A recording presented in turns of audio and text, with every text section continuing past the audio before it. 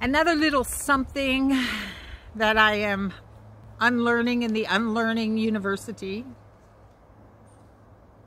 a little something which is related to objectivity, subjectivity, and separation, is our shared tendency to refer to nature as it. It's time to adopt a new language, which is actually an ancient language. This is the language of being relational.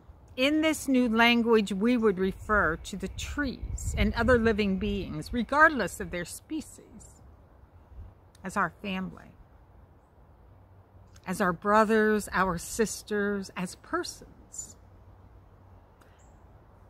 as teachers and healers and givers of wisdom. Brother Sun, Father Moon are a couple of examples. We might refer to Earth as both mother and wisdom giver. Perhaps the birds really are our brothers and sisters.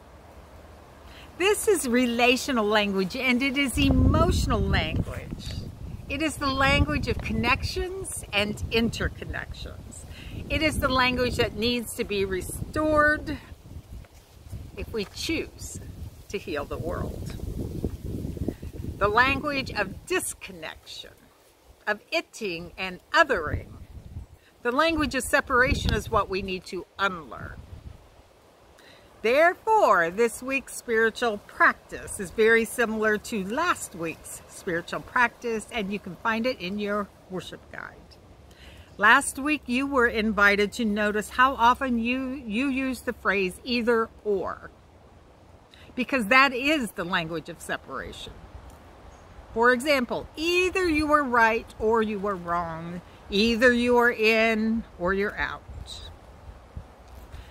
The practice part of this is to replace that phrase. Every time you notice yourself saying either or, replace it with both and see what happens.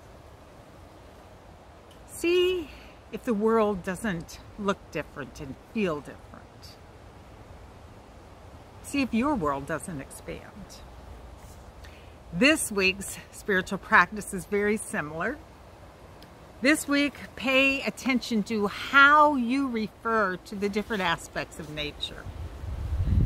Pay attention to see if you do have a tendency to refer to the tree or the river as it, or the birds as they, or your neighbors as them. And if that is what you are doing, unlearn it. Allow yourself to be curious instead. What other words might you choose besides it, they, them? Those are words of othering. When we other, we separate. We create a distance. That space, that separation space, makes a way for exploitation and abuse.